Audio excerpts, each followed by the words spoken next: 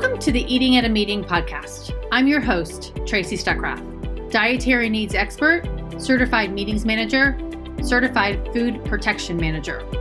I have searched the globe to find people and businesses who are creating safe, sustainable, and inclusive food and beverage experiences for their employees, guests, and communities. In each episode, you will find authentic conversations about how food and beverage impacts inclusion, sustainability, culture, community, health, and wellness. I know that sounds like a lot, but we're going to cover it all. Are you ready to feed engagement, nourish inclusion, and bolster your bottom line? If so, let's go. Hi, everybody, and welcome to another episode of Eating at a Meeting. I'm your host, Tracy Stuckrath, and I am on the road this week again, and I am excited to be able to do this wherever I am, which is awesome. And today, the message today is all about how food gets made. The little tiny bees that help make our food grow. And I'm excited to introduce you to Brian Peterson, who is a fifth grade teacher who has received numerous awards, including the Presidential Award for Excellence, the Michigan State Teachers Association Elementary Teacher of the Year. He was named Crane's Notable LGBTQ Business Leader, and he's the founder of Bees in the D that will be breaking ground on the Michigan Pollinators Center. Hello, Brian. How are you? Hello. Thank you for having me. You're welcome. I'm so excited as I told you before, I'm allergic to bee stings, but I'm excited to learn about them because they're so important to the food system. Definitely. So just before we got on the show, I asked you how long you've been in Detroit. And so tell us about that, but then tell us about Bees in the D. What is the organization and what is the organization? Sure. So I've been a teacher for 23 years in the Metro Detroit area. And then I became a beekeeper 14 years ago through the generosity of the Women's Garden Club of Rochester, which is the district I teach in. I went up on Beaver Island and I learned beekeeping and I caught the bug and just fell in love with beekeeping. And then eventually I moved to the city. That was about 9 years ago. So we've been living in downtown Detroit for 9 years. And 6 years ago, I decided that I needed to be a voice for the bees because I'm going to tell you, beekeeping for me is my yoga. It's been there for me when I needed it. And then as the populations were declining in our bee numbers, I was like, I need to help them. So I want to be a voice for the bees. So that's when we started Bees in the D about 6 years ago. Okay. And so that's kind of in a nutshell, the history of me and beekeeping.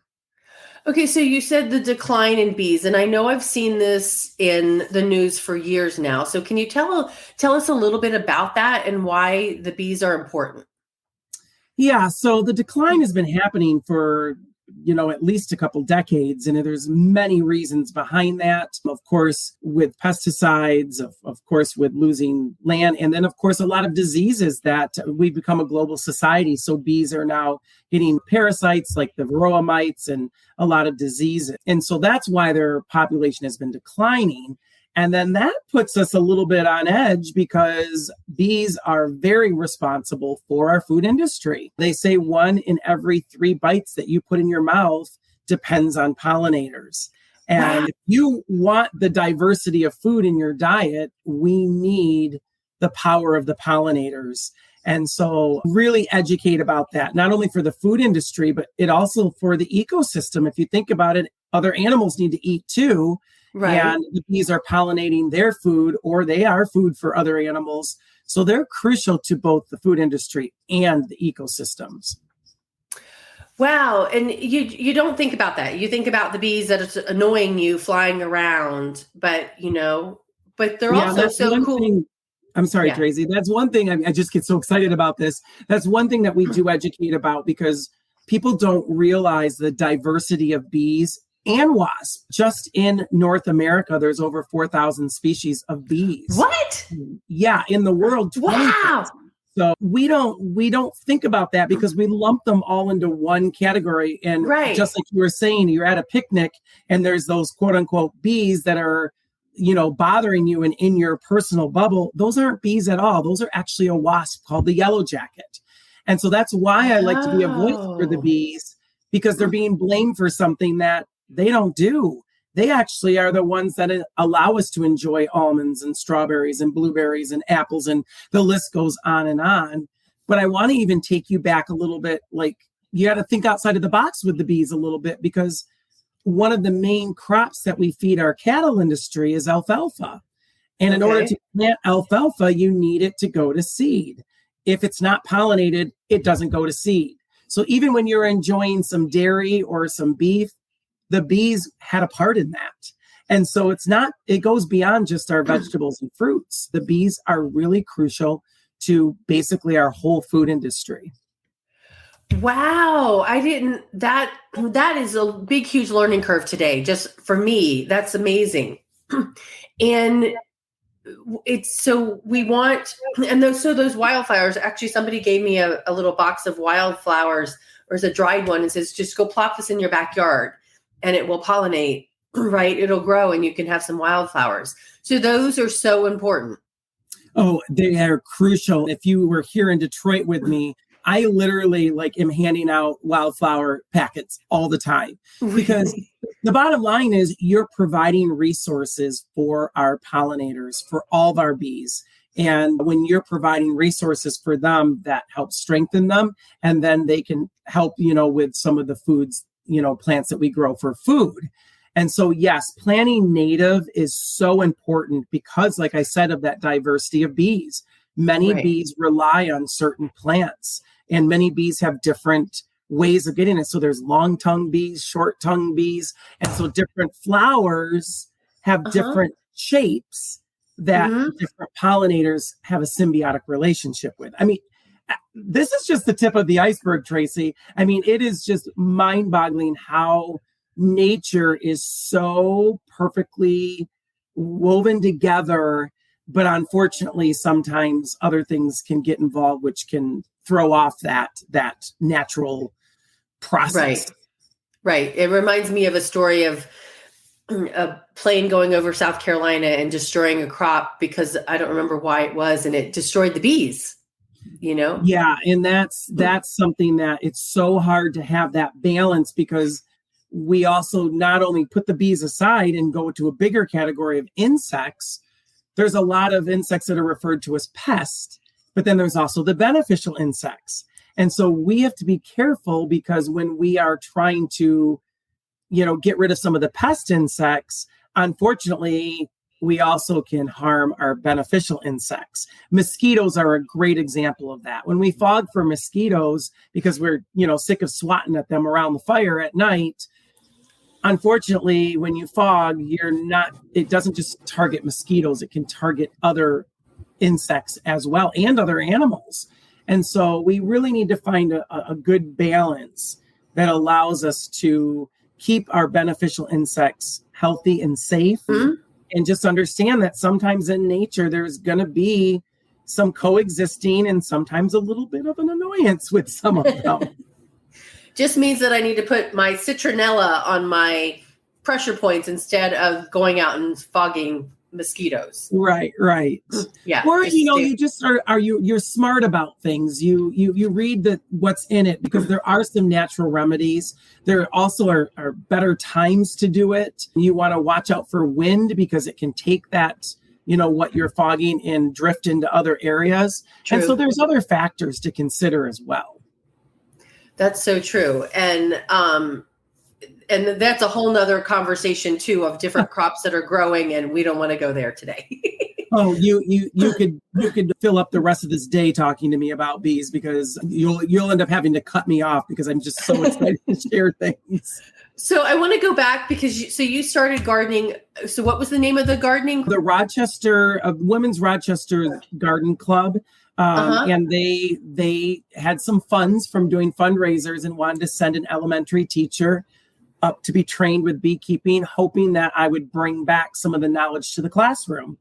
And so I happily did that, but then I fell in love with it so much that it's just evolved into this incredible mission that we have of being a voice for the bees and sharing about the importance of their conservation and their education.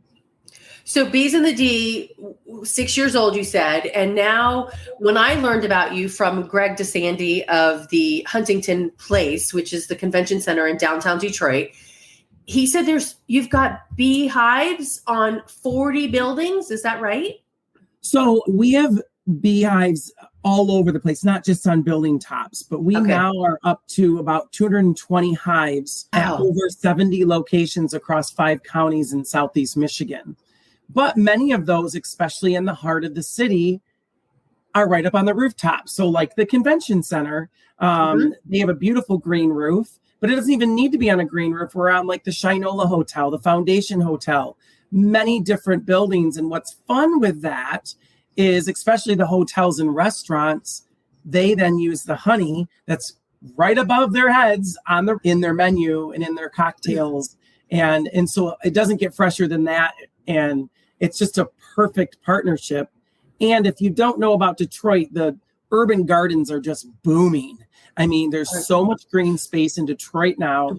And it's a natural fit to have pollinators, because what that does is then increase the amount of fruits and vegetables that are growing in these urban gardens. And most of that food then goes back to the communities that those gardens are a part. So the neighborhoods are getting fresh, organic food. And we even bring in chefs that help educate them how to cook it. It's just a really cool partnership. And there's so many grassroots organizations that work together.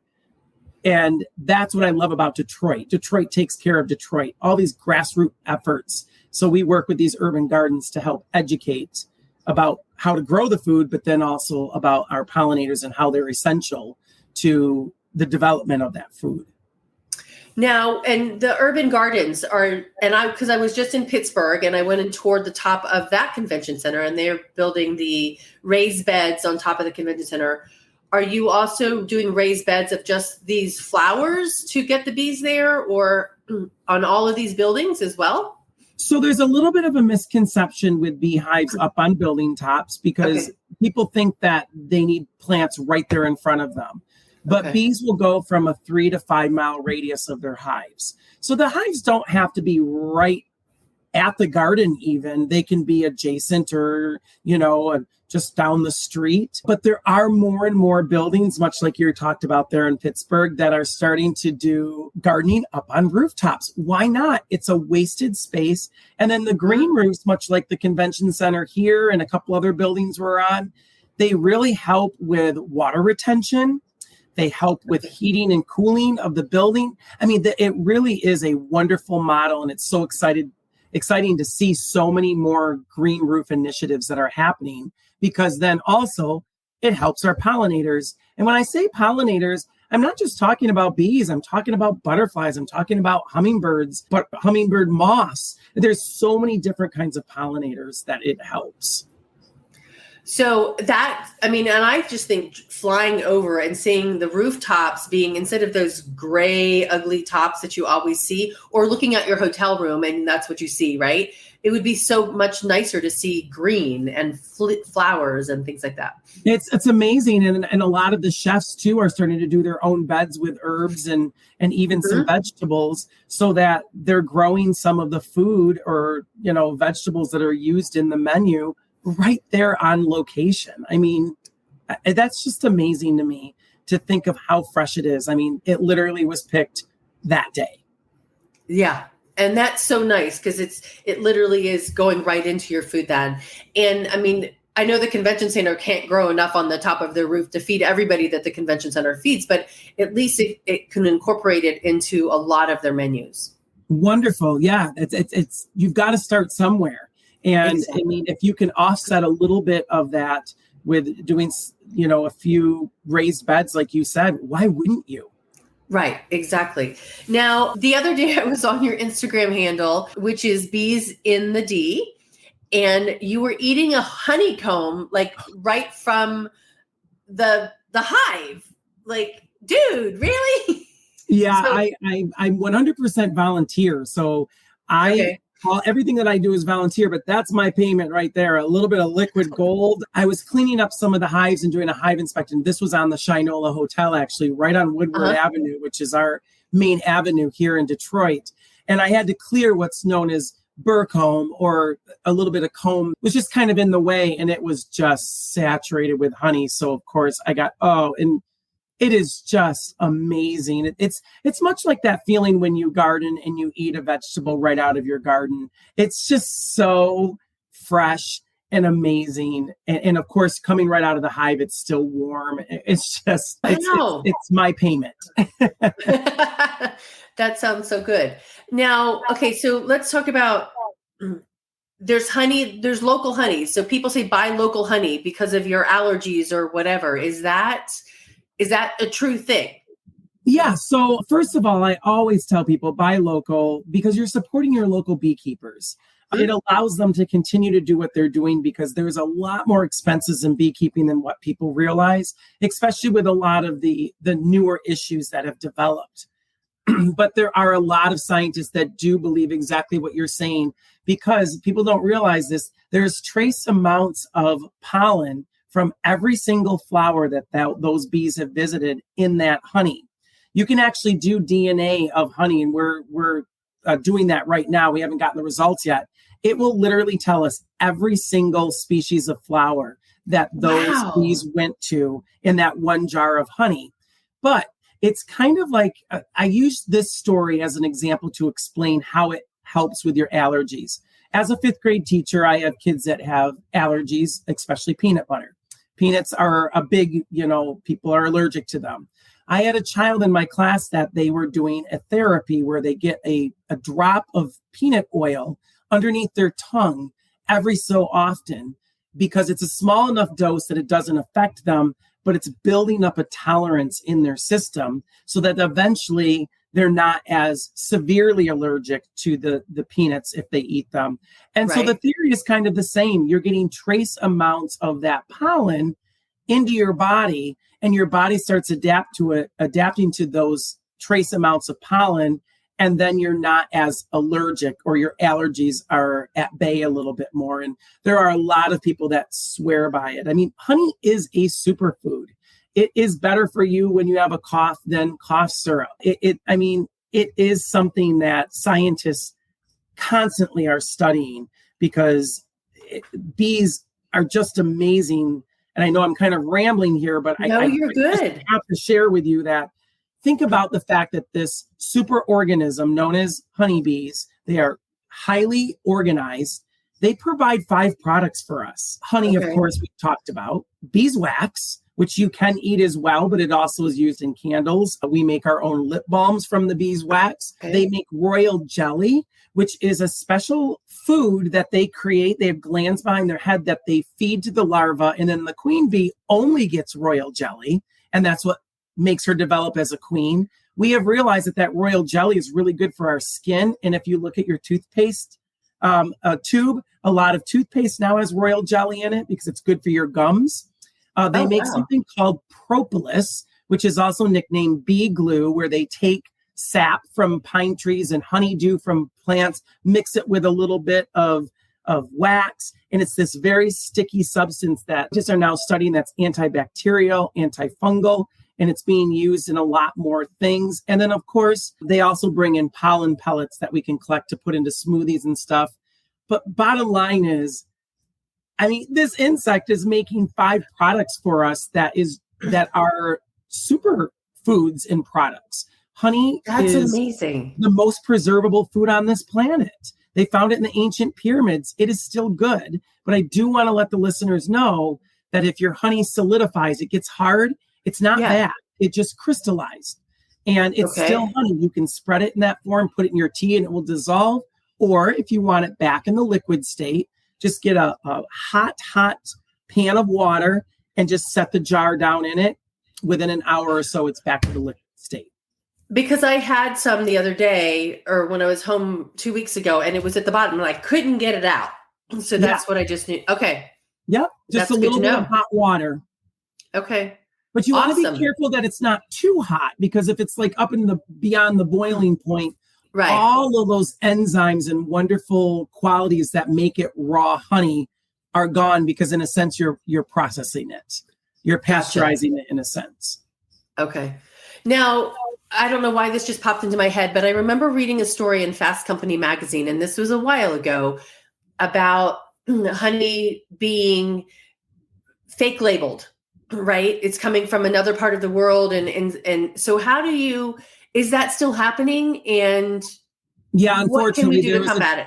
There was a TV show that was on Netflix called Rotten. I don't know if you've heard of it, and it's about our food industry. And the very first episode of season 1 was all about what you're talking about, honey, and it was mainly coming from China. It was not necessarily true honey. And keep in mind, you kind of get what you pay for. If you go to the dollar store to buy honey, it's corn syrup with honey flavoring. If you want to have that local raw, look for the word raw honey, you can get it at the farmer's market, or a lot of supermarkets now are selling more raw honey.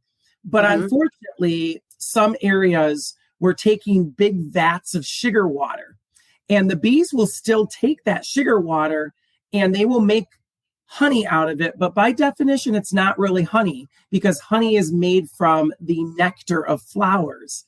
Sugar water is a little different than nectar, but it has the same kind of qualities.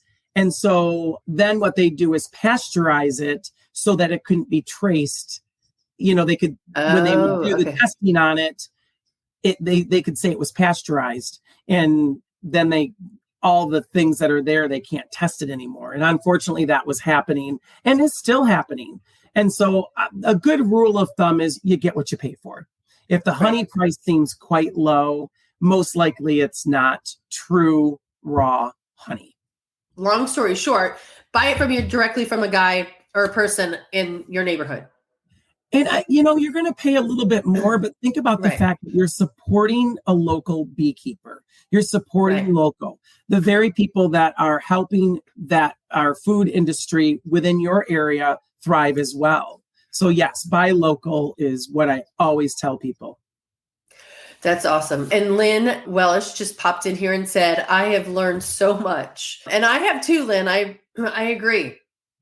So Brian, before I sent you my speaker form or my guest form. And what is the best practice that you have seen to create safe, sustainable, and inclusive food and beverage experiences around honey?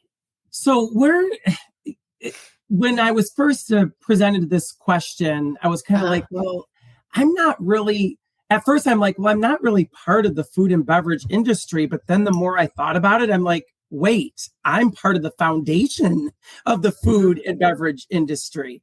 And so the fact that I get to be a part of that I am helping to create safe havens for our pollinators that basically help bring our flowers to fruit or to seed that we can plant is a huge part of it. And so, of course, I always am talking about, if you can grow organically, that would be fantastic, because like we talked about earlier, the pesticides don't just take care of the pest insects, but they also can hurt our beneficial insects. And so just, try to keep that in mind. It may be a little bit extra time to pull the weeds out of your garden, but it's better than spraying them with a chemical. Can you come to my house and tell that to my dad? Yeah, and why wouldn't you want to get down in the dirt? I mean, I would think that you're gardening because you enjoy it. And so, there's shortcuts in life, but a lot of times the shortcuts have some negative results. Exactly. So, I mean, that kind of goes in showing some things of what do you want us to know about this? I'm like, we need to protect our bees. Yeah. And I think the biggest thing, I think you were talking to me once, what did I want people to know about me? It's not about me. I tell people all the time, it's about the bees, not the keeper. And I want people to understand that when I do presentations with kids, which is my favorite, and I saw you showed some of the pictures, I always ask the kids, have you ever been blamed for something that you didn't do? And of course, you have the one that tells the crazy story about the sibling, and I didn't do this. And I always think of the Brady Bunch of breaking the vase or whatever. And that's a bee's life, because we are constantly like aggravated by the quote unquote bees. When you go to the zoo, around the trash cans, when you're having a picnic, people are like, these bees are so awful. They're not bees. Those are wasp and hornets. And so I always try to be a voice for the bees and help people understand that, especially our native bees and our honeybees, they have a job that they need to do. They are too busy going back and forth, foraging, bringing back the nectar to bother you. They don't really want anything to do with you. They just want flowers. And, we do a lot of conventions and things like that, or festivals, and like the lavender festival. You can go out and cut your own lavender. It's right by our hives. And the bees are all over the lavender. But when people go to that plant to go to cut it, the bees just go to the next one. It's not like they're attacking you, because they don't want to do that. And I do want to share, honeybees have a barb on the end of their stinger. When they sting you, they die. So they have to sacrifice themselves in order to defend their hive. And that's the only reason that they really do, or that they're trapped or confused. Unlike wasp and hornets that don't have that barb that can sting repetitively. So when people say, oh, I've been stung by a bee, and I'm like, did you have to get the stinger out? And I'm like, they're like, no. And I'm like, well, then you probably were stung by her, because if there's no stinger in you, it was a wasp most likely that stung you. And so there's so many things that, people that are misconceptions. And so I think that's the biggest thing that I wish I could help. And I feel like I am making a difference by being a voice, but help people understand those misconceptions about our bees. That's a huge misconception, because I got stung when I was little and my entire leg swelled up, and that was a wasp and it was not a bee. So, wow. Thank you. And that was a long time ago. Look, it took this many years to figure out that, huh? Right. It did. I mean, I have to tell my mom. Now, what's your goal with Bees in the D?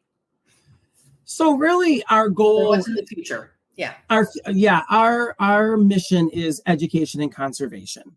And so our main goals are just to help educate the next generation about the importance of pollinators so that we can keep them protected. There are some areas around the world right now that they hire people to hand pollinate with a brush, because the bees, literally the populations have dropped that much. There are also patents out there of little mini robot drones. I'm not making it up. It's not an episode on Black Mirror, which they did have one about that go and pollinate in fields. But why not just protect the natural way that things are done?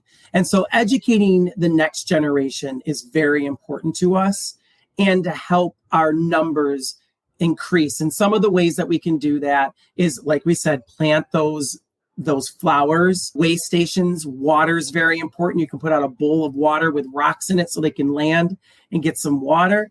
And support local beekeepers or organizations like ours. And we have an initiative here called the Detroit Bee Highway, where we are putting hives all along, creating a highway in the sky, if you will, but we're the Motor City. So we thought it was kind of fun, where there are way stations for the bees, much like we have rest stops and things like that for humans. That's so awesome. Right. So we're trying to create those habitats for the bees. And so that's really the heart of our mission, but we're hoping to push it even further. We're already in schools, and eventually we would like to create the Pollinator Center, where it's a space where people can go, and it's specifically designated to educate about pollinators and their importance. Okay, so so 3 things popped into my head. We used to see a lot of, at least on I-95, all the wildflowers. And I thought it was one of the president's wives' initiatives to plant the flowers on the highways. Is that not happening anymore? And no, it is in some areas. There are some areas you'll see a little sign that says this is a native or wildflower area. I just really hope that they continue to expand that. We have tried to work with MDOT here in Michigan about the mowing, because it just breaks my heart to see all that milkweed that our monarchs depend on just being mowed down when there probably are larvae on it. And on top of that, we're using gas resources to do it. And so I love you bringing that up, where we keep more areas that, let it go natural, let it be a natural prairie. And even within our yards, there's starting to be more of an initiative, the no mow May, and letting our yards in certain areas have more natural plants in it and don't mow quite as often. That's great for water conservation as well. Mm-hmm. It's also great for like our lightning or fireflies because they need that grass. And the more you mow it, the less habitat. And I'm not saying that don't keep it unruly, of course, but just be conscious of that, we can move beyond that push in the 50s of the perfect lawn, no dandelions, no anything, it's okay. Plant some more plants. That's beautiful as well. Exactly. I'm going to have to talk to my dad about that some more because we need some more flowers. It's hard but out of fairness, Tracy, it is really hard to change a way that we've always done things. Right. And so little initiatives, take a small little 3x3 plot and just plant some natives. Just that little bit would help more than you realize. So tell me what a native is. So here in Michigan, you would want to, depending on which state you're in, but in Michigan, you would want to go to a website that helps with natives. So here in Michigan, we've got the coneflower, we've got the columbine, the list goes on and on of so many natives. You just have to be careful. You can still plant plants that aren't native, but you don't want to plant anything that's invasive, that takes over. And so you really want to read tags, study up a little bit before you plant it, because some things will go wild in your yard. If you want it more contained, then maybe get a plant that stays in a cluster. I do a presentation. I'm actually doing one at a library tonight called the Pollinators Garden, where I talk about this a little bit more. There's two people in my neighborhood that I'm going to make sure and watch this because I think they're both master gardeners in my neighborhood and they would love. Yeah, I just got my master gardener's certificate this last summer as well. Oh, congratulations. And I don't know if they officially are, but I think in my eyes they are. Right. And it's a wonderful program, program. And I remember my mom had planted parsley in a thing and caterpillars came and ate the parsley. My mom wanted to kill the caterpillars and Betty's like, no, give them to me. Yeah, that's a black swallowtail. They love parsley, dill, any of the plants that are in that. So a lot of people are starting to, even if they don't want to eat the dill or the parsley, they're putting it in their yard because it's kind of a cool ferny looking plant too. Yeah. And then they're helping our butterflies. Right. I'm like, Mom, they're going to turn into, no, they're eating my parsley. But anyways, so my next question was, when you're teaching all these fifth graders, what are their biggest questions about the bees? I'm actually very pleased with the narrative that's happening with bees lately, that bees are not, they're still feared by many. And I understand, especially like Tracy, if you're allergic, I get it. And nobody likes to be stung. So obviously I get that. And I respect that. But the narrative lately of saving the bees and helping our bees and our pollinators, it's very encouraging. The amount of kids, Tracy, the other day I received a little Ziploc bag that was full of just coins that a child just collected and wanted to donate to help the bees. Those are the kind of things that keep me going, where it's like, oh my word, that it's hope. It warms your heart. And so the kids are very curious about them. And actually, I love suiting the kids up and taking them into the hives, especially here in the city, because it's so magical to see those fears just start to melt away, especially with honeybees, because they're very docile creatures and they're in a suit as well. So they start really far away and they start inching closer and closer. And before you know it, they're like looking into the hives, want to know more about it. And that's what's exciting for me, the curiosity of kids. But, we do a lot of hive tours with adults too, and their curiosity is just as, strong. So those suits really do protect you. They do. And it's ultimately for protection, especially in the face area. Because remember, when you're going into their homes, just like if a bear is going in it, they're going to want to go for the nose area and the stuff like that, because, it deters the invader, if you will. But with beekeeping, honeybees are so docile and we use a little bit of smoke to calm them down. I always tell people the suits are kind of overkill, but we always err on the side of safety. It's just like humans. Some humans are crabbier than others. And that's true of bees as well. And so you want better safe than sorry. Right. Okay. So now I've got two more questions for you for the meetings industry and meeting planners and ordering food. So do you have any suggestions on what we should do and how we can get more involved in helping the bees? Well, if they have vendors that are more local and have the ability to provide the amount that's needed, because I understand sometimes the ordering for larger places is significant. And so they may not have the amount, but what you could maybe do is highlight one dish or one thing on the menu that is using local honey.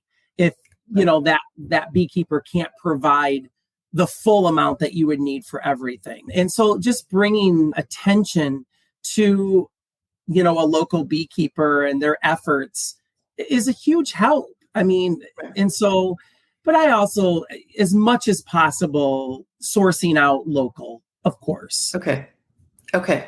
Awesome. Now, and I almost forgot, this is Pollinator Week. It is. I've been very busy this week. That's why we picked this week for you to be on. Right. So I have one other question for you, but tell us a little bit about Pollinator Week and what you've been doing. So it's just a week that is just to bring light to our pollinators. And so far this week, Monday, we did our first honey harvest. We had volunteers and we did a honey harvest of some of the frames from this year, which is always. Yesterday, I had another interview, much like this one. And today I'm doing this. Tonight, I'm doing a library presentation. Tomorrow, we have a really fun dinner with a local brewery, Supernatural, that they took our honey and we're doing like a 7-course meal. And every course, sorry, I got a little frog in my throat. Every course of the meal has our honey in it, including the cocktails. And so that brings light to it as well. And then on Friday, I'm doing some hive tours here in the city as well. So a week full of fun activities. That's very cool. And I think that everybody needs to know, let's go find our local beekeeper or a local honey person who sells honey. And I guess that would be a beekeeper, right? And see what we can buy from them to help support them. And you usually can find them at your local farmers markets, Yep. or if you go to a grocery store that does a lot of local initiatives, they may have the jars on the shelf as well. Yep. At where I live in Newbern, North Carolina, there is a family there that's there every single week, and they've got all different kinds of sizes. And I always like to buy it. I'm like, I can't buy it every week because I'm not using that much of it, but that's where I get my honey from for sure. So wonderful. Thank you. Yeah, you're welcome. And it's so good. It's not that honey bear, right? So actually, this last weekend leading up to Pollinator, we team up with a meadery here in Detroit, and we took 7 different honeys and we paired them with a mead so people could taste the different flavors. Wow. And that's what makes Bees in the D special too. We have over 70 locations and we don't mix our harvest. So each location is a small batch, and each location has a totally different color and a totally different flavor because of the flowers they go to. And people are blown away with that. But this year we did something really unique. Over the last few years, we've been traveling. I don't do the excursions like the swimming with the dolphins, although I love that.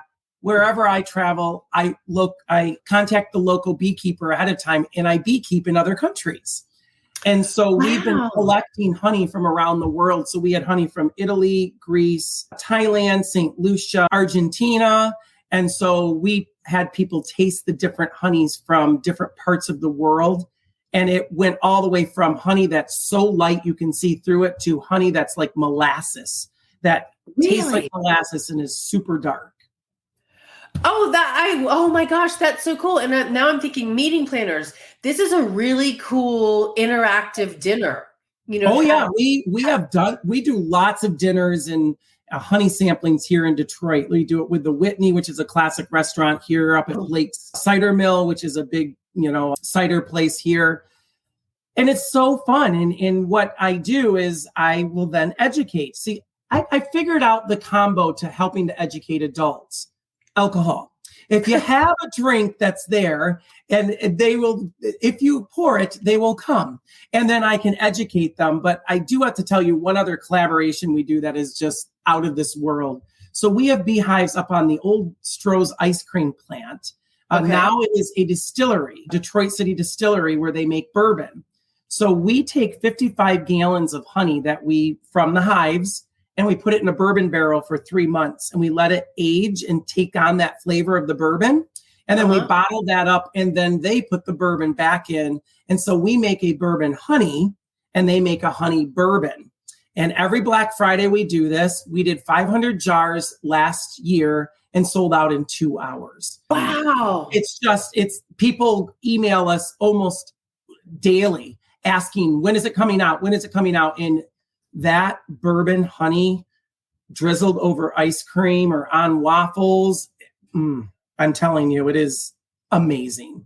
Okay, so I have to buy that for my parents and my brother. So you need to let me Black know. Friday, you can pre-order online. The only hard part, Tracy, is with the liquor, we can't sell that. They have to. And I don't think it can be shipped. So you have to come and visit, and I'll suit you up and take you in the hives. Okay. I know you're allergic, but I will make sure that I keep you nice and safe. Well, thank you. But I think I'm allergic to a wasp and not a bee. So usually you're allergic to both if you are. But. Okay. So, oh my gosh, I have learned so much from you, Brian. This has been so fascinating. And my question that I ask everybody before we leave is, what does a safe, sustainable, and inclusive food and beverage experience mean to you? And I think you've done that through this entire hour, but can you summarize it a little? I think the main thing for me is to remember that, when we think of food and beverage, we're thinking of that food and beverage that's right in front of us, but to remember that it starts way before that. And just like you wouldn't want chemicals on your dinner table or around your food, then why would you want those kind of chemicals around the beginning of your food? Does that kind of make sense? Yep, it does. And so think back to the roots of where that food is coming from, and make sure that we're also having, sustainable and safe practices there, as well as where the food is being served. Oh, that's so poignant. It really is. And I thank you so much for just going to that gardening club meeting and falling in love with flowers and beekeeping. Isn't that crazy? I mean, the generosity and kindness of one group of individuals helped make all of this happen. And that's a lesson right there as well. Support people, build people up, because you may be inspiring somebody to be a change maker, to do something like we're doing, where we're passionate and we know the importance of this. Exactly. I mean, and so thank you to those ladies and that organization, fantastic. And thank you for doing what you're doing, because little did we know that we need to know this. Right. Yeah. And thank you for letting me be a voice for the bees, because, people need to hear this, and it's fun to learn about this as well.